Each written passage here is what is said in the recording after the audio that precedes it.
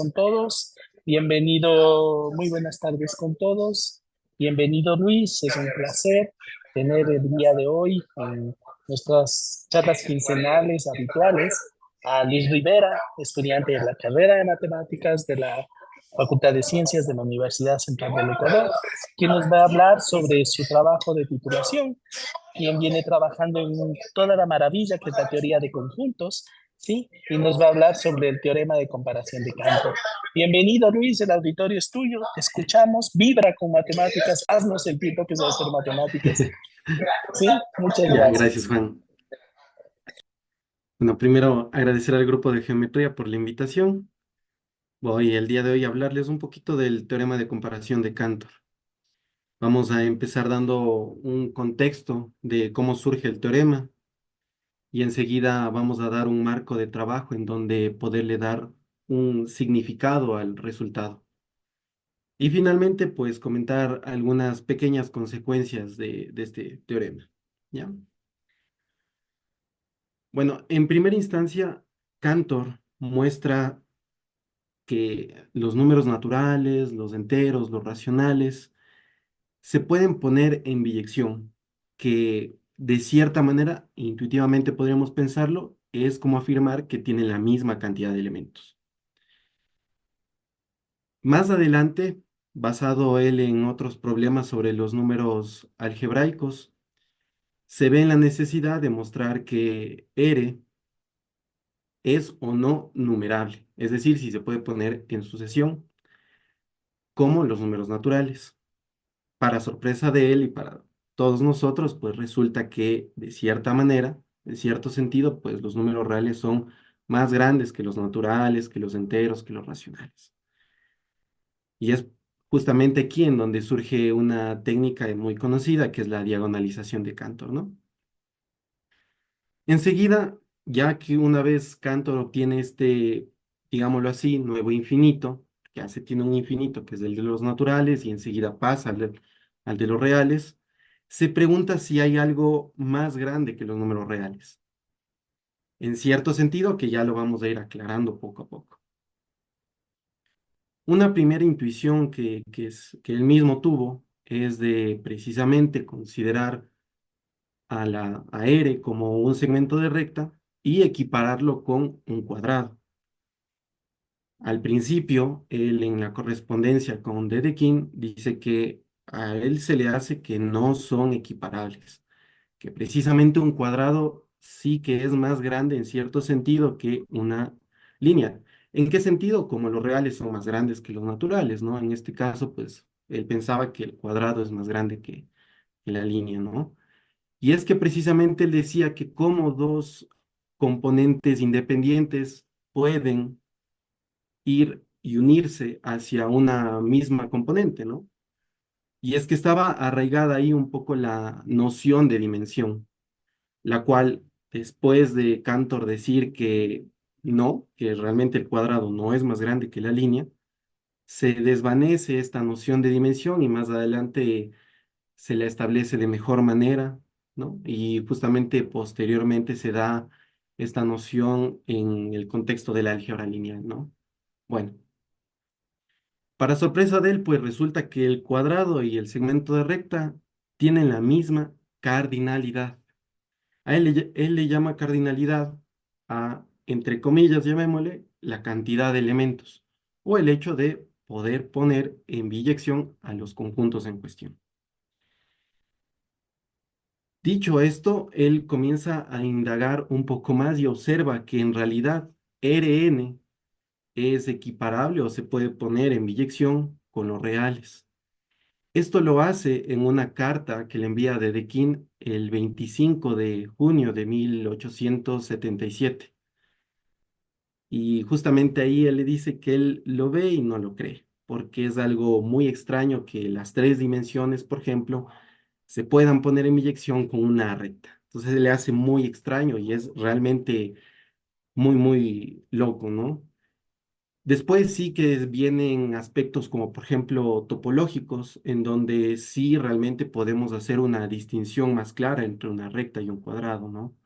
En donde tenemos que, si bien es cierto, puede haber una biyección entre estos, pues no hay un homeomorfismo entre los mismos, ¿ya? Bueno, dicho esto, él dice, ¿realmente habrá algo más grande que los números reales? Ya la primera intuición falló. ¿Qué puede haber más grande que los números reales?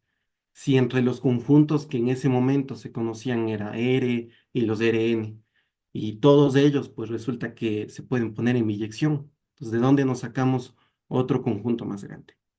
Entonces, esa es la gran pregunta.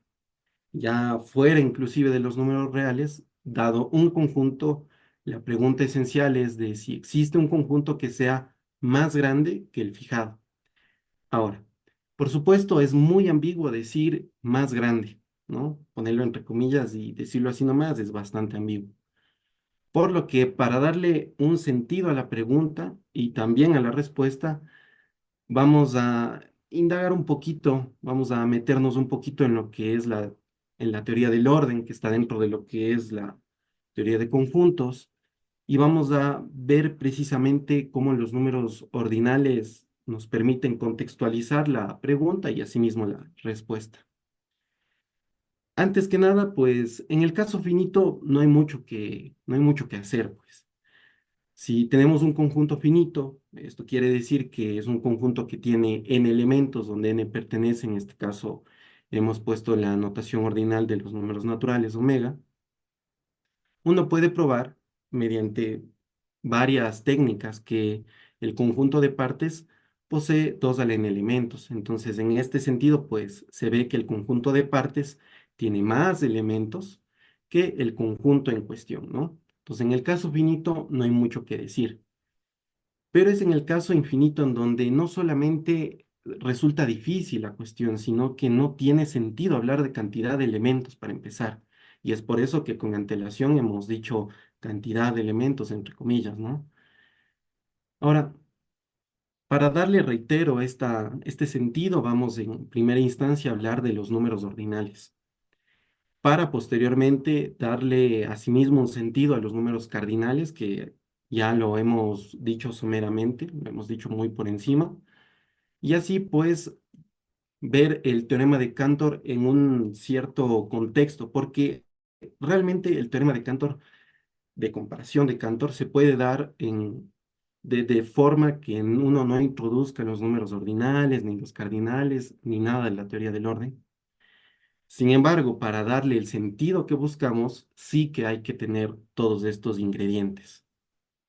Bueno, para empezar, pues recordemos lo que es un orden parcial, ¿ya? Un orden parcial en primera instancia es una relación en el conjunto X, donde X está fijado.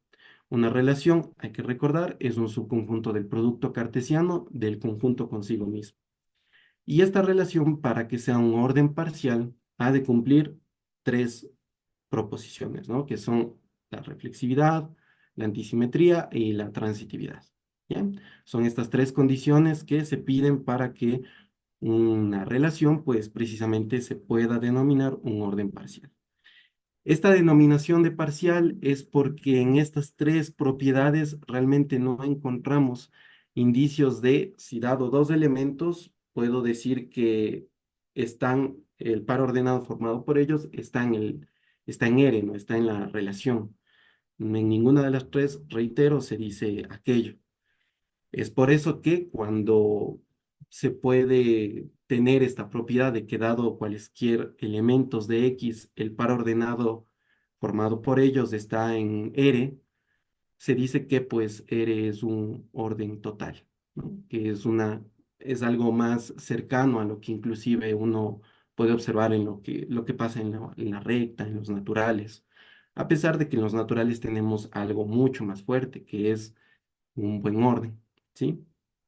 Y eso es un poco lo que vamos a tratar de imitar para poder definir a lo que son los números ordinales, ¿ya? Hay muchas formas de a un conjunto darle un orden parcial. Se le puede dar a partir de una función inyectiva con un conjunto ya parcialmente ordenado y se le puede dar de otras formas a partir de tener un espacio ya, digámoslo así, no grande y a este como un subespacio del mismo y darle el orden de subespacio, por ejemplo. Y hay otra forma que es la que nos va a servir precisamente para definir a los números ordinales. Esto es un orden estricto. Recordemos que en un orden, antes de empezar con la definición, recordemos que en un orden uno dice A menor o igual que B, pero de ahí mismo también se puede decir A menor que B, y esto en realidad significa que A es menor o igual que B y que A es diferente de B. Entonces, aquí se está estableciendo también una relación, que es una relación, llamémoslo estricta, porque es A menor que B, tal cual. Y justamente si es que uno tiene ya un orden estricto, o sea, tiene sentido hablar de que A sea menor que B, se puede obtener la noción de A menor o igual que B. Pues justamente eso es lo que nos da esta definición, que es un orden estricto. Este satisface dos propiedades. Lo primero es que si A y B están en S, no puede estar B, A. Y también se cumple la transitividad, ¿ya? A este par se le llama conjunto estrictamente ordenado y se sobreentiende que es de manera parcial, es decir, aquí no se está mencionando que se puedan comparar cualesquiera elementos que uno tome del conjunto, ¿no? Y a partir de cualquier orden estricto se puede obtener un orden parcial y justamente eso se hace tomando el orden estricto y uniéndole justamente, bueno, aquí hay un error, es A igual a B, es decir, estamos tomando la diagonal del producto cartesiano, nada más. Y justamente este par precisamente es un conjunto parcialmente ordenado, ¿ya? Entonces, hay que aclarar eso precisamente porque es así como vamos a, o esa idea es la que vamos a introducir para poder definir a los números ordinales. Entonces, recordemos, dado un orden parcial, se puede inducir un orden, perdón, dado un orden estricto, se puede dar un orden parcial, ¿no? Bueno, entonces ahora sí podemos con un poco de estos conocimientos ya tener presente la noción de número ordinal. Entonces, dado un conjunto, entonces en principio empezamos con un conjunto y definimos esta relación en donde ponemos en juego a la relación de pertenencia. Entonces aquí, antes de continuar con la definición, quiero aclarar algo que es muy importante. Todo esto realmente lo estamos haciendo en un contexto mucho más amplio que el que estamos dando, ¿no? Y es el sistema axiomático de Zermelo, Frankel y Skolem. Hay otros sistemas como NBG, por ejemplo, en donde también hay otras formas de definir a los números ordinales y, bueno, en sí a otros objetos que surgen en la teoría. La cuestión es que cada sistema axiomático, empieza con nociones o conceptos indeterminados. En el caso del sistema de Zermelo, Frankel y Skolem, se inicia con la noción de conjunto y también con la de relación de pertenencia. Más precisamente a lo que me refiero es que no se tiene la definición de lo que es un conjunto y no se tiene la definición tampoco de lo que es la relación de pertenencia. Eso sí resulta muy extraño porque si uno quiere abordar la teoría de conjuntos, uno creo que esperaría en principio saber lo que es un conjunto y sin embargo en la teoría de conjuntos no se empieza así. Digo que es extraño porque uno cuando estudia, por ejemplo, topología, uno empieza diciendo que es un espacio topológico, pero en la teoría de conjuntos no sabemos, no se sabe, ¿no? Entonces, aclarado eso, pues veamos que realmente resulta muy complicado la relación aquí establecida porque no sabemos como tal la definición de la pertenencia y sin embargo funciona todo muy bien no sabiendo lo que es, ¿no? Ahora, si este par que es alfa con esta relación establecida en alfa es en principio un conjunto estrictamente ordenado según las definiciones que hemos dado, tal que alfa es un conjunto bien ordenado con el orden parcial inducido, que ya vimos que es simplemente unir la diagonal de alfa por alfa, ¿no? Y además, si alfa es transitivo, ¿en qué sentido? En que si tomamos un elemento de alfa, entonces este elemento resulta ser un subconjunto, ¿no? Entonces, si satisface estas tres propiedades del conjunto en cuestión, podemos decir que alfa es un número ordinal. Esta definición no creo que haya surgido de una eventualidad, sino que realmente esto surge de los trabajos progresivos de John von Neumann. La noción en sí de número ordinal surge de los trabajos de George Cantor, justamente en un contexto muy diferente.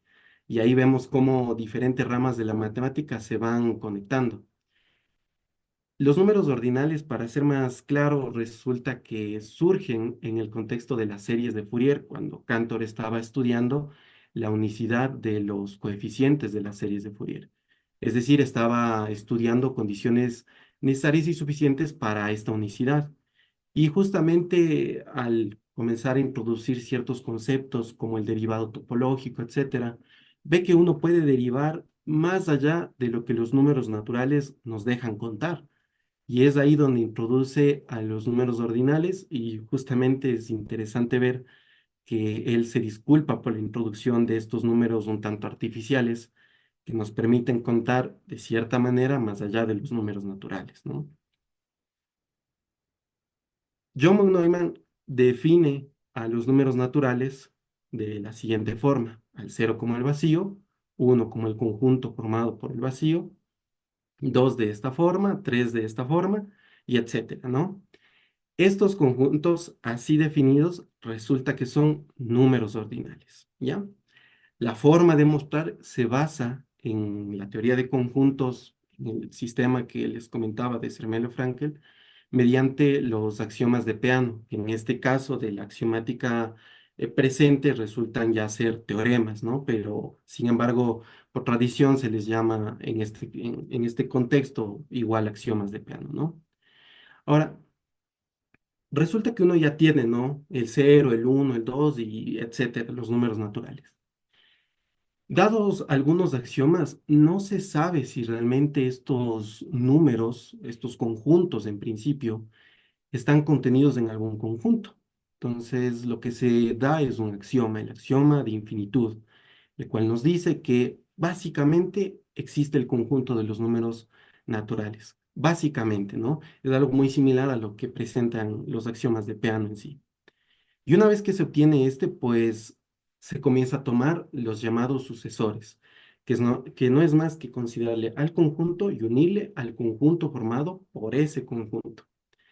Todas estas construcciones, cabe recalcar que están basadas en el axioma de pares y en el axioma de uniones, ¿no? Y todo esto se va desarrollando. Luego de todo esto, cabe una pregunta muy natural, de cierta forma, ¿no? Y es que si hay algo más allá de los naturales, como es omega, ¿será que hay algo más allá de omega y sus sucesores? La respuesta es sí, y justamente ahí surge omega por 2, y para alcanzarlo se usa el axioma de sustitución, el cual nos dice que a todo conjunto, todo objeto que parece ser un conjunto es de hecho un conjunto. Esencialmente dice eso, ¿no?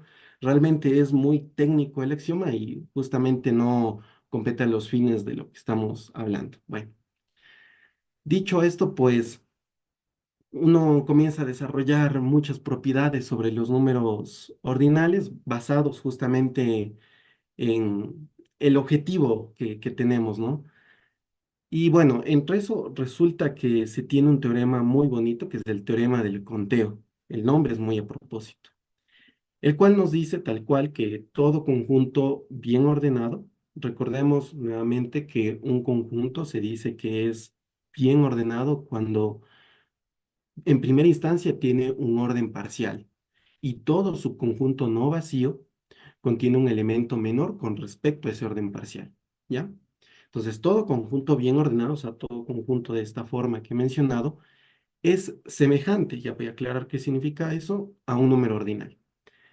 Ser semejante significa que existe una función que es biyectiva entre el conjunto bien ordenado y un número ordinal, tal que es creciente esa función y por ende también su inversa.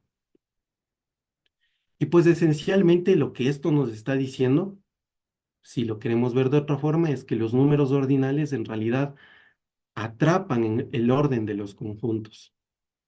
Entonces, los números ordinales en este sentido no son más que arquetipos de órdenes, ¿no? De buenos órdenes. La demostración, que sí es muy, muy, muy larga, se basa en dos puntos muy importantes que están dentro del contexto de la teoría del orden y en sí de la teoría de conjuntos, ¿no? Que es el principio de inducción transfinita para los conjuntos bien ordenados. Este principio trata un poco de emular lo que sucede con el principio de inducción finita, el que de toda la vida uno usa mediante los axiomas de Peano, ¿no? Que precisamente consta en los axiomas. Y también se hace uso del axioma de sustitución que antes ya lo mencioné, ¿no? Bueno, ahora, cabe aclarar que Cantor en todos sus trabajos tiene presente un principio que para él era algo muy natural de la mente, tal cual lo dice en ciertas correspondencias. Estas correspondencias cabe aclarar que están en un libro que al final les comentaré en cuál. Él menciona que todo conjunto cualquiera, se puede bien ordenar. Notemos que esto puede parecer un tanto natural, ¿no? Porque uno coge un conjunto cualquiera que uno desee y lo va disponiendo de cierta forma para que resulte ser un conjunto bien ordenado. Sin embargo, si esto puede ser bien claro en el caso finito, en el caso infinito ya la cosa se pone muy complicada.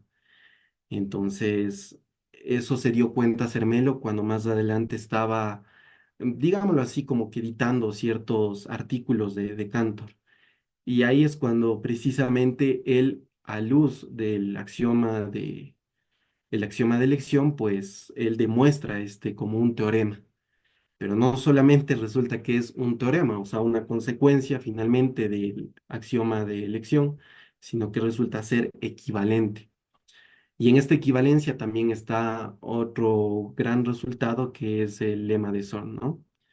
Bueno, entonces el teorema del buen orden de Zermelo, de Zermelo nos dice que todo conjunto puede ser bien ordenado, todo conjunto. Entonces, si todo conjunto puede ser bien ordenado, como todo conjunto bien ordenado es semejante a un número ordinal, entonces todo conjunto de cierta forma se puede poner en correspondencia con un número ordinal. Esto es la base para definir lo que es un número cardinal.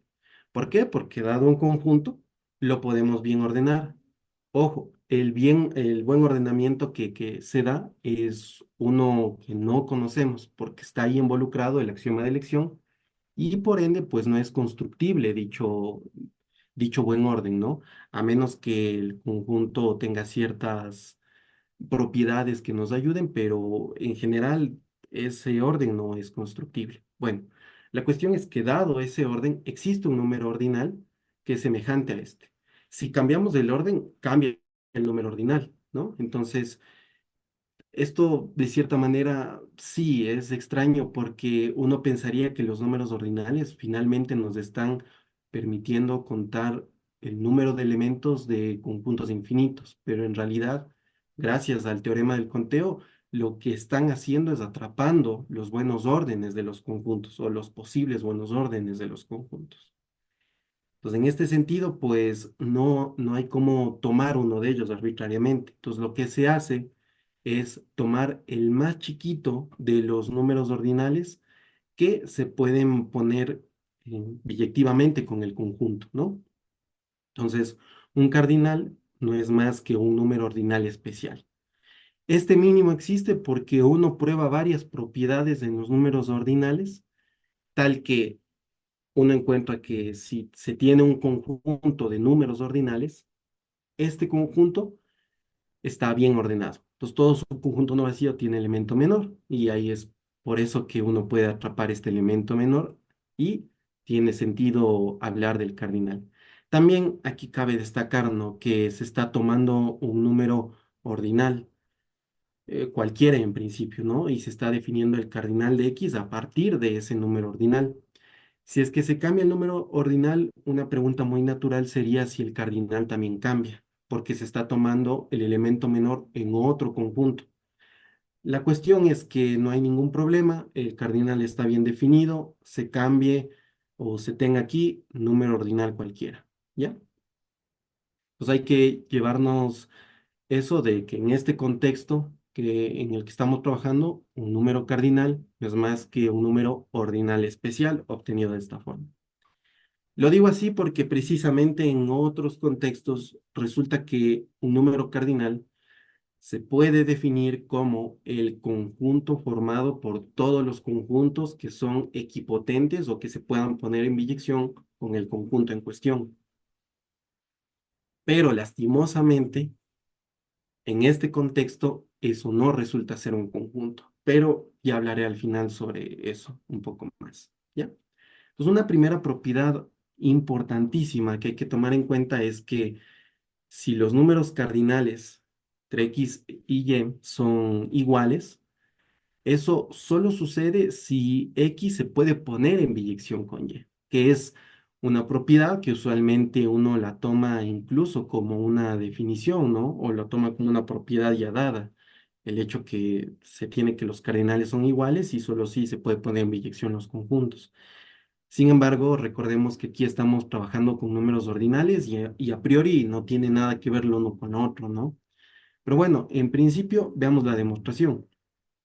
Si suponemos que el cardinal de X es igual al cardinal de Y, debemos tomar en cuenta que el cardinal, el cardinal, es en particular un elemento del conjunto, porque un elemento menor es en particular elemento del conjunto del cual se está tomando como elemento menor, ¿no?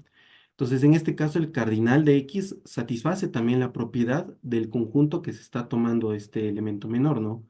Más precisamente, pues el cardinal de X es equipotente, se puede poner en biyección con el conjunto en cuestión, ¿no?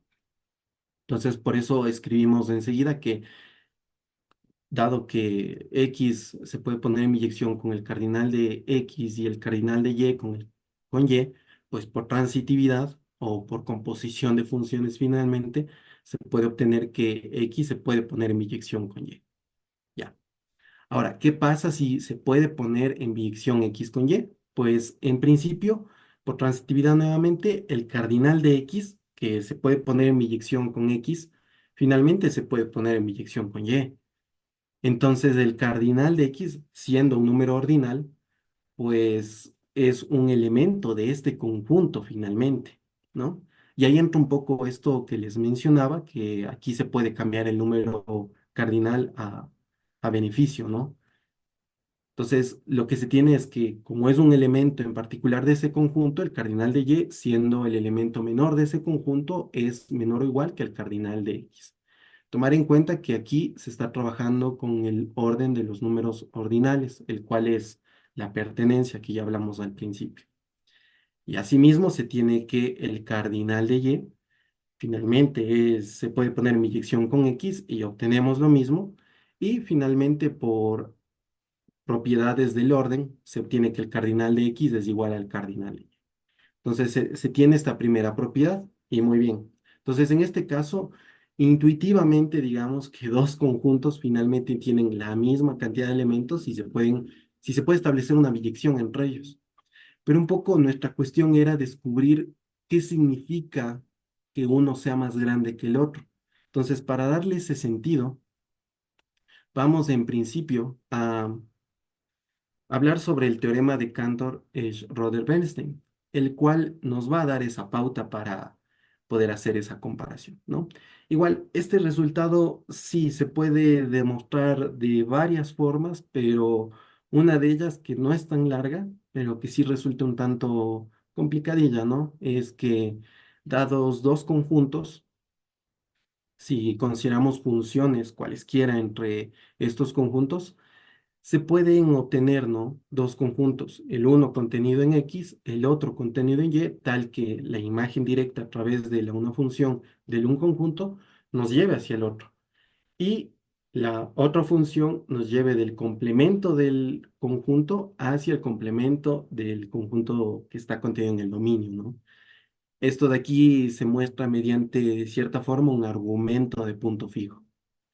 Entonces, gracias a esto se puede demostrar el teorema de Cantor-Roder-Bernstein, el cual nos da una forma bien interesante, ¿no? Para obtener funciones biyectivas sin determinar esa biyectividad o sin determinar esa función biyectiva.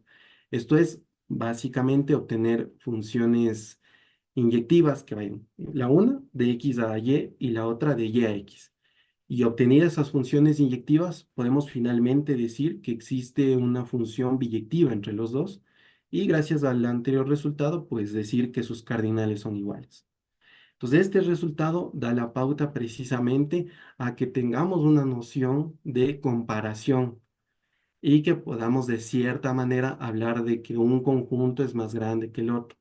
En este sentido, si tenemos dos conjuntos, se tiene que el cardinal de x es menor que el cardinal de y, si solo si existe una función inyectiva de x de y. Entonces esto ya nos daría en principio que el cardinal de x es menor o igual que el cardinal de y. Pero ponemos la propiedad que para toda función que vaya de x a y, esta no sea sobreyectiva.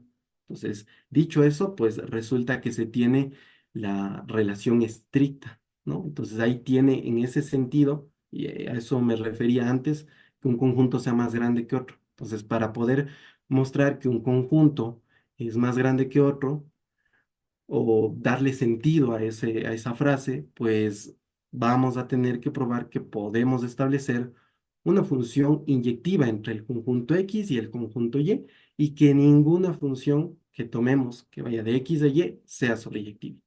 Entonces, dado esto, pues finalmente tenemos el teorema de comparación de Cantor.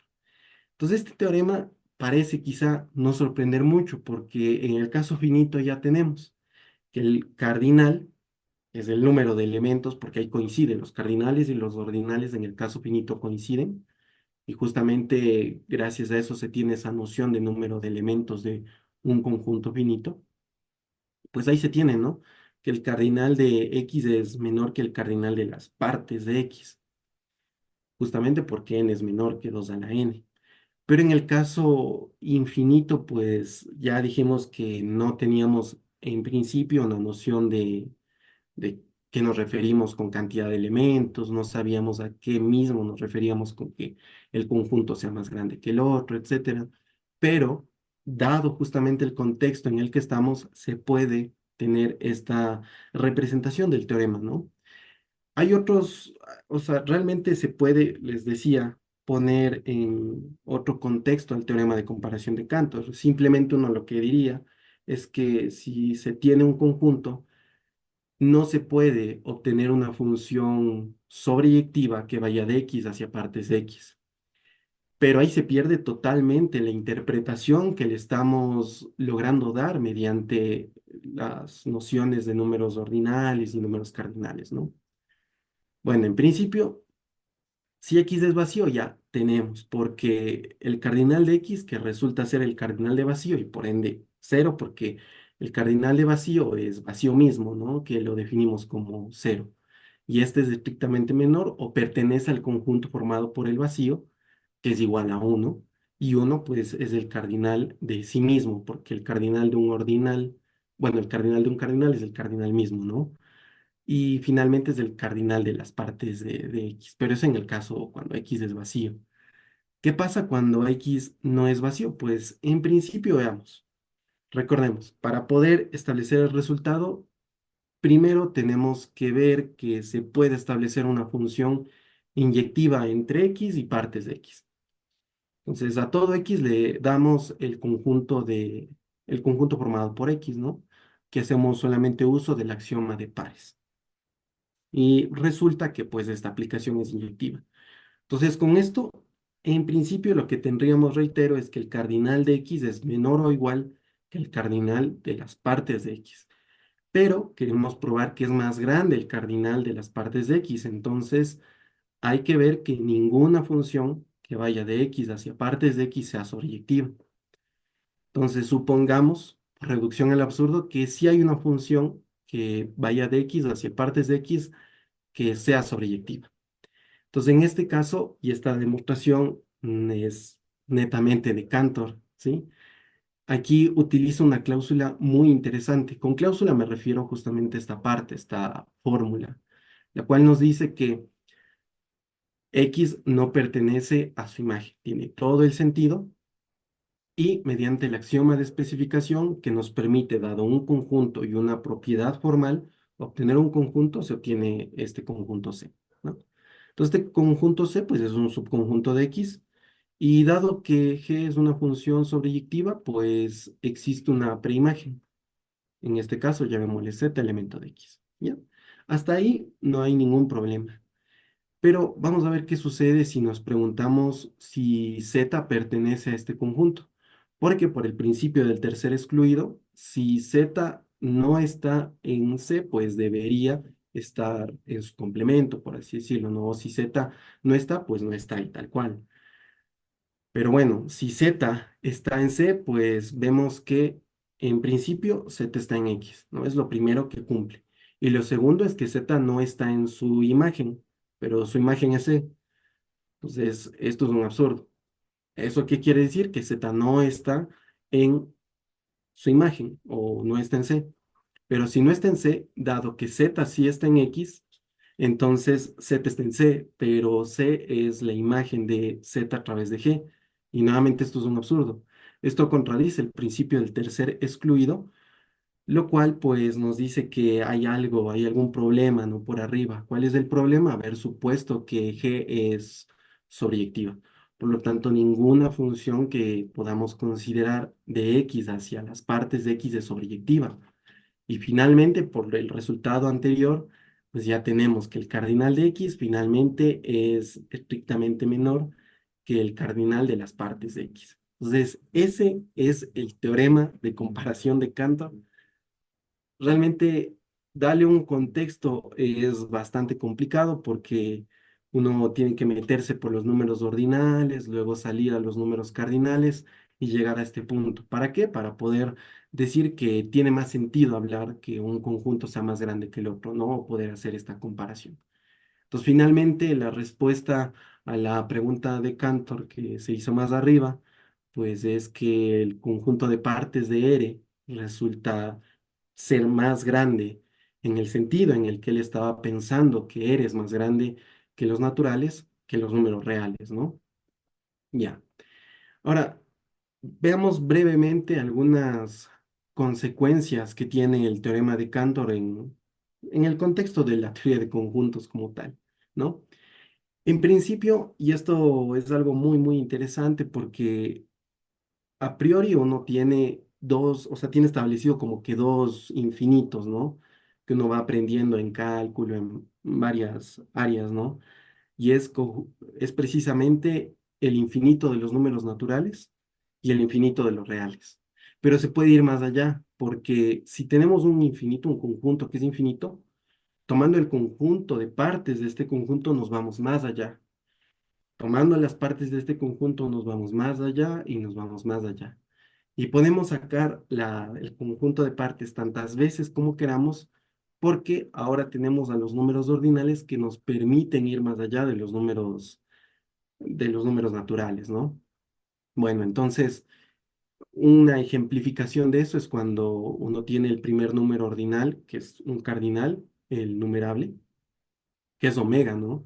Que en el contexto de los números cardinales se le cambia el nombre, el famosísimo Aleph sub cero. Y luego lo que se hace es considerar el conjunto de partes de este y observar que es un conjunto que es más grande, que no es numerable, porque recordemos que un conjunto es numerable cuando se puede poner en biyección con el conjunto de los números naturales, ¿no? Me refiero a numerable infinito, ¿no? Porque hay en la literatura se puede hacer esta diferencia entre numerable finito, numerable infinito, pero me refiero en sí al numerable infinito, ¿no? Bueno, la cuestión es que una vez saliéndonos del caso numerable y tomando el más chiquito de los números ordinales que no son numerables, se obtiene el primer número ordinal no numerable, que es el Aleph sub uno, y en el contexto de los números ordinales el llamado omega sub uno. Y ahí es donde, bueno, Cantor luego se preguntó en lo que derivó la hipótesis del continuo, ¿no? Bueno.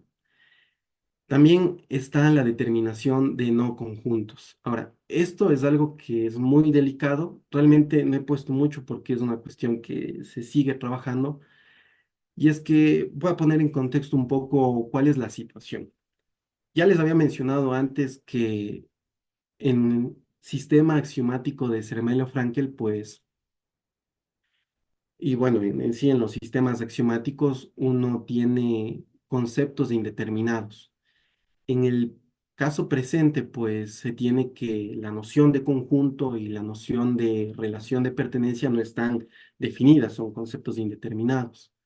Entonces, en este caso, pues los axiomas lo que buscan es decirnos a qué podemos llamarle conjunto y dar propiedades sobre esos objetos. Entonces, lo primero que se hace, porque uno empieza la teoría de conjuntos y no sabe qué es un conjunto, ¿no? Nuevamente vuelvo a decir que eso es bien loco, o sea, no sabemos lo que es un conjunto y enseguida lo que se hace es dar un primer axioma, el axioma del conjunto vacío, ¿no? Y decir, ah, mira, este objeto ya le podemos llamar conjunto como tal, ¿no?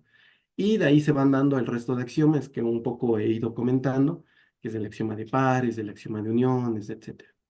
Y todos estos axiomas pues nos van dando formas de construir conjuntos. Pero surge una duda. ¿A qué le podemos llamar que no es un conjunto? ¿Cómo podemos probar que un objeto que surge en la teoría no es un conjunto? Si las herramientas que nos dan los axiomas son solamente para determinar objetos que sean conjuntos. Por ejemplo, dentro de los axiomas no se sabe si la intersección entre dos conjuntos es un conjunto, pero simplemente lo que se hace es una aplicación del axioma de especificación y ¡tas! Se obtiene la intersección. También, asimismo, se puede obtener el producto cartesiano entre dos conjuntos y se puede afirmar que es un conjunto, ¿no? Pero ¿qué tal si surge en los cálculos algún objeto que no es un conjunto? Esto puede llevar a paradojas, como por ejemplo la paradoja conocida de Russell, ¿no? La paradoja del barbero, en donde básicamente lo que se plantea es si hay un conjunto que contenga todos los conjuntos. Si es que suponemos que hay un conjunto que contiene todos los conjuntos, se llega a una paradoja. Y asimismo se llegan con varias suposiciones que de cierta forma, reitero, surgen en los cálculos. Entonces, aquí retomo un poco esta definición que podíamos dar de los números ordinales, la cual nos dice que un número ordinal de un conjunto, perdón, de un número cardinal de un conjunto se puede definir como el conjunto formado por los conjuntos que son equipotentes, que se pueden poner en biyección con el conjunto fijado al cual queremos determinar el número cardinal. Esta definición fue dada por Bertrand Russell y Gottlob Frege, que lo dan en un contexto muy intuicionista en los inicios de la teoría de conjuntos y realmente funciona hasta cierto punto. Y uno se pregunta por qué funciona hasta cierto punto, o sea, por qué realmente esta definición no se puede explotar más como la definición de cardinal y finalmente de ordinal mencionada con antelación. Y es porque en el contexto presente no es un conjunto.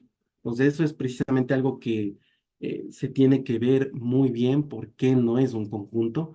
Y reitero que la pregunta es bastante complicada porque no sabemos lo que es un conjunto y si no sabemos lo que es un conjunto, mucho menos no sabemos lo que no es un conjunto. Sin embargo, el teorema de Cantor nos da una cota muy interesante. Así que vuelvo a la presentación del teorema. El teorema nos dice que un conjunto de ley tiene que tener un cardinal menor que el cardinal de las partes. Si es que de pronto el supuesto conjunto es tal que se puede poner en biyección con el cardinal de las partes, algo está fallando. ¿Qué cosa? El hecho de suponer, por supuesto, que este objeto es un conjunto, ¿no? Entonces reitero que esto no lo he ampliado un poco más porque realmente lo estamos aún trabajando bastante y pues la pregunta en sí es bastante complicada, ¿no? Y bueno, finalmente mencionarles que todo esto ha surgido un poco de buscar detallar un tanto rigurosamente lo que se da en el libro del profesor Paul Alms, en la teoría intuitiva de los conjuntos. Para finalizar, pues les comento que en esta obra de profesor Bermúdez de España hay casi toda la correspondencia hay de Cantor hacia los otros matemáticos. Y pues ahí justamente se ve que Cantor estaba muy preocupado con esta demostración que al principio les había comentado, que entre Rn y R sí se puede poner o sea, se puede disponer una biyección.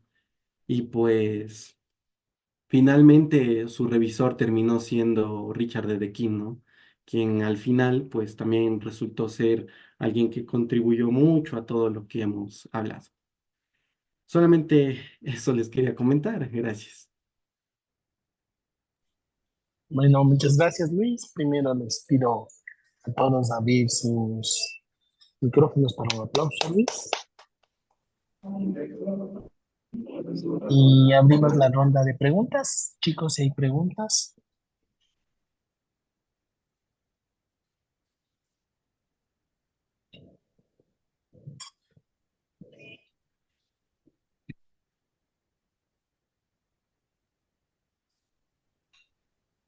¿Aló? Una pregunta.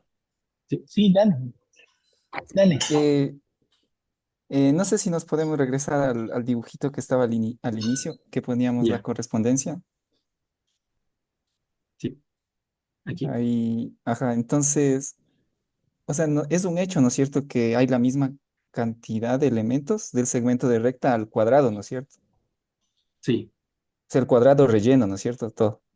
sí, el cuadrado relleno. Y ya, entonces, ahí debería haber una biyección, ¿no es cierto? Entiendo que debe Ujú, ser así. sí, ¿Y esa ujú, biyección se sabe explícitamente? O sí. sea, podemos Esta ver. biyección, ujú, sí. Fíjate que si es que consideramos el cerrado 0,1 como este segmento de recta, porque uno puede probar que cualquier segmento tiene la misma cantidad de elementos, ¿no? Entonces, muy a propósito, vamos a tomar el cerrado 0,1. Y aquí pues vamos a considerar el cerrado 0,1 cruz sí mismo. O sea, el cerrado 0,1, 2. Bueno, pues en este caso, Cantor, para poder abordar esto, da una noción más precisa de lo que son los números reales, pues. Y en este caso, pues resulta que él los dispone a los números que viven en el cerrado 0,1 de esta forma, ¿ya? O sea, todo número que vive aquí está asociado a una sucesión infinita, que son los dígitos, por así decirlo, ¿no? Finalmente, o los decimales del elemento en cuestión que vive en el cerrado 0,1. Ahora, para hacer la correspondencia, lo que se hace es poner el cero aquí, el cero y puntito. Y aquí lo que vamos a hacer es, no, esto es independiente, ¿no? Tomamos aquí los dígitos impares y aquí puntos suspensivos y acá los pares, ¿no? Entonces, poniéndole así, uno puede probar que precisamente es una función biyectiva. Sin embargo, si en este momento queremos convencernos un poco más, pues veamos que de por sí esta ya es una aplicación sobreyectiva, porque a todo parcito de aquí, pues simplemente le hacemos una descomposición y volvemos a obtener un elemento, el cerrado 0,1.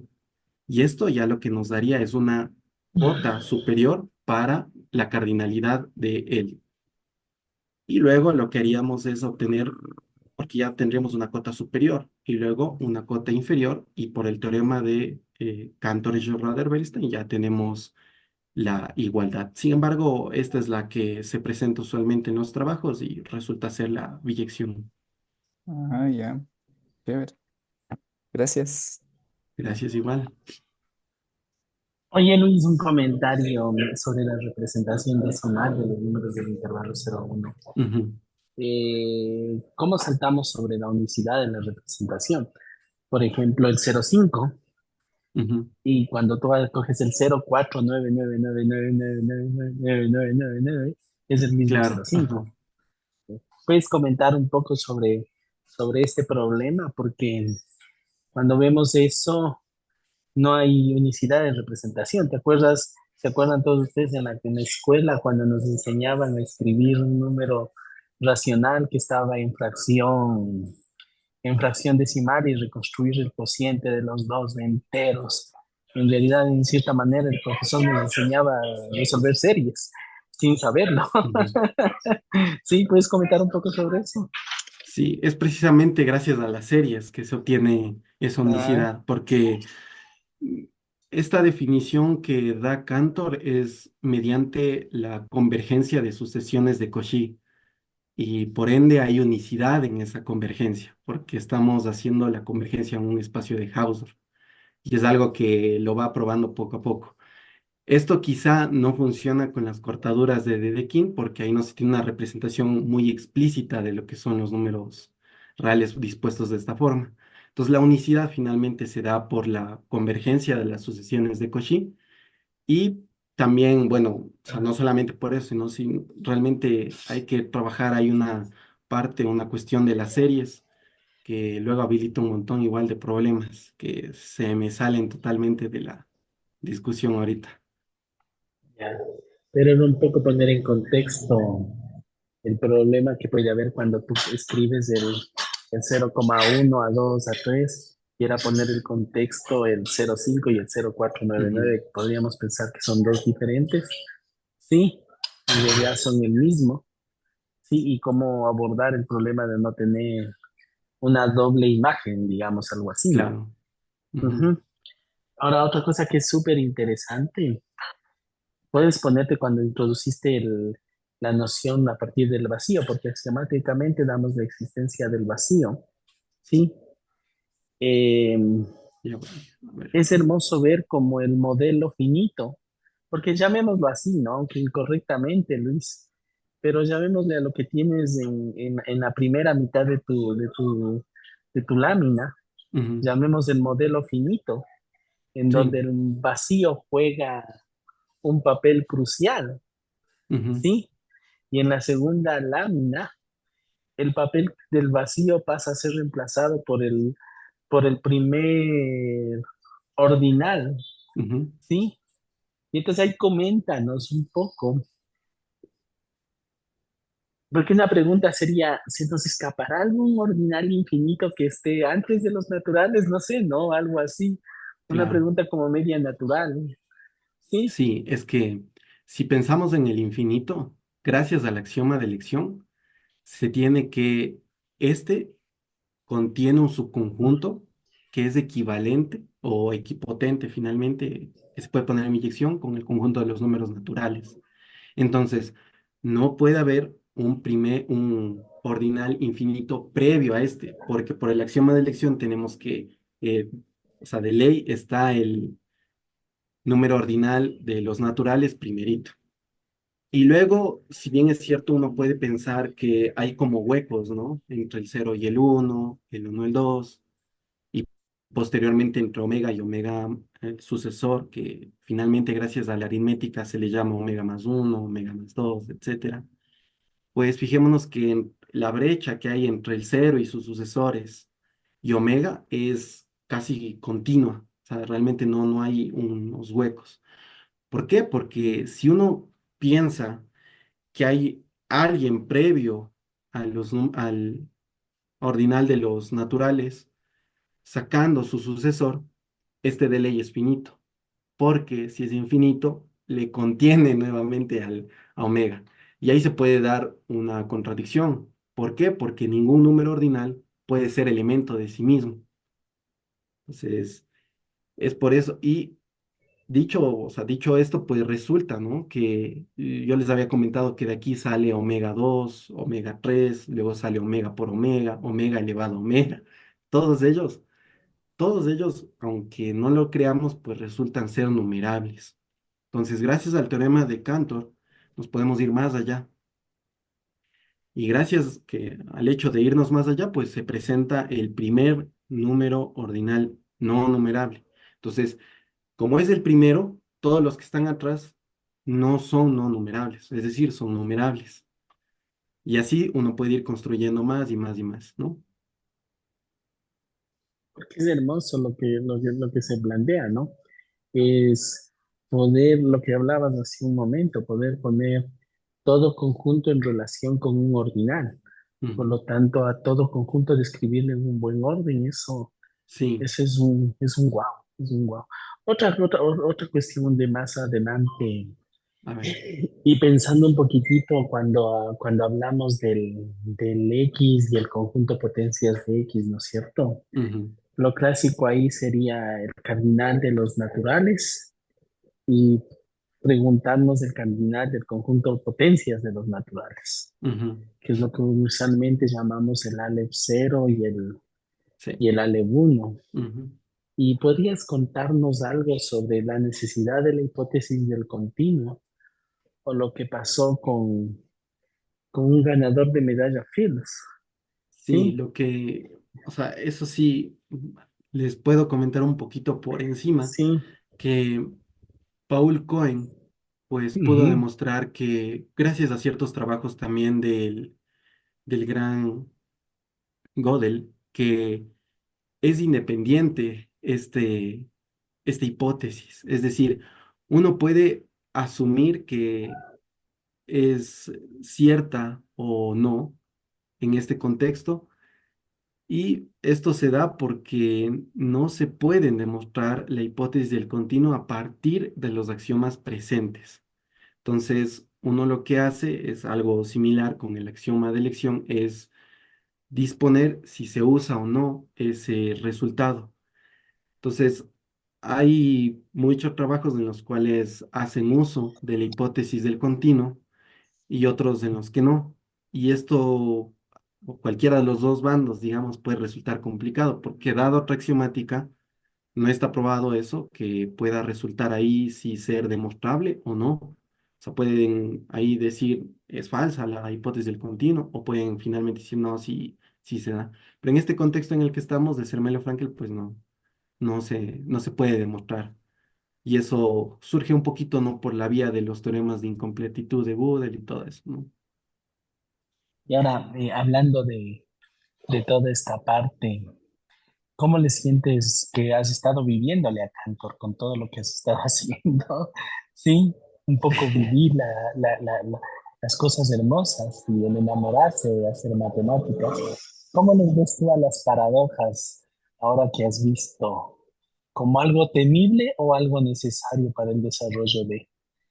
Ambas, ambas. De hecho, en principio yo creería que muy temibles porque realmente la matemática parece que es algo que cabe aquí destacar, ¿no? Es algo que he comentado mucho con Gustavo Ávila, que la matemática parece funcionar sin necesidad de estar indagando estos fundamentos. Pero llegas a un punto en el que sí o sí hay que meterse en estos fundamentos, en estas partes en donde hay que ver por qué funciona lo que estoy haciendo. Y al meternos a estas partes se ve que hay muchas cosas muy, muy oscuras. Entonces, resulta bastante temible en ese sentido que surjan paradojas porque uno piensa que está haciendo las cosas correctamente, ¿no? Pero resulta que no. Por ejemplo, el pensar que si se tiene una propiedad ya puedo construir un conjunto, no es así. Y es algo que estaba arraigado mucho tiempo y que inclusive hizo que Gottlob Frege, un gran lógico y matemático, se retire finalmente de la matemática porque Russell, con su paradoja del barbero, con la paradoja finalmente de que exista un conjunto que pueda pertenecer a sí mismo o no, pues destrozó finalmente todo un trabajo. Entonces, muy temible en ese sentido, pero también es muy interesante para el desarrollo, porque de esta forma, pues nos damos cuenta que, por un lado, vamos aprendiendo un poquito más, pero vamos desconociendo mucho más porque aquí realmente se abren muchas preguntas.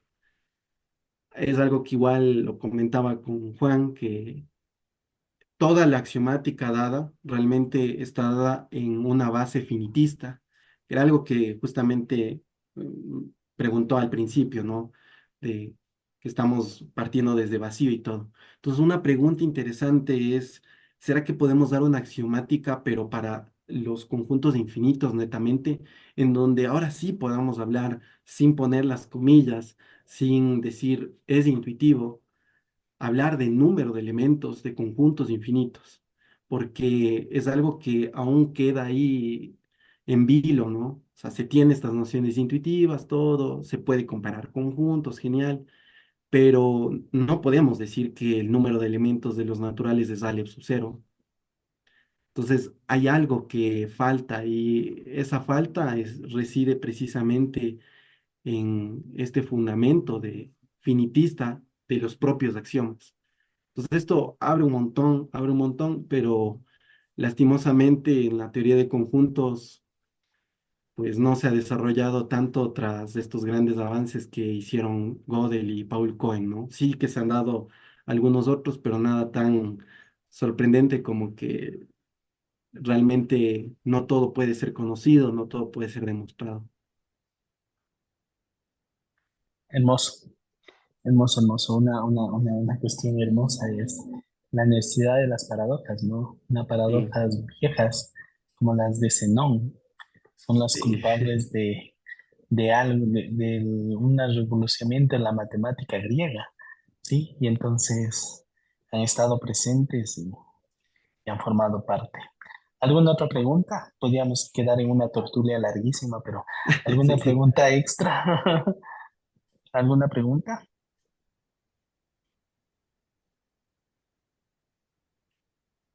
Bueno, si no hay más preguntas, agradecerte, Luis, por haber compartido Gracias, igual. lo que vienes trabajando un muy buen tiempo. No perder esa pasión por hacer matemáticas. Eso es hacer matemáticas, ¿sí? Es apasionarse, es sentir, es vivir, es disfrutar. Ujú. Y Sí. eso es un germen que no puede parar. Y esperamos que todos los chicos se hayan apasionado, vivan la Ujú. matemática, la sientan y vean todo lo que parecería que es tan simple como cuando uno empieza, como dijo Luis, a indagar hacia adentro. Hay oscuridad, pero sobre esa oscuridad hay luz. Ujú. Sí, lo que pasa es que todavía no encontramos el Claro. escenario ideal para darle luz. Muchas gracias a todos. Gracias, Luis. Un aplauso Ya, gracias nuevamente. igual. Gracias. Chao. Chao.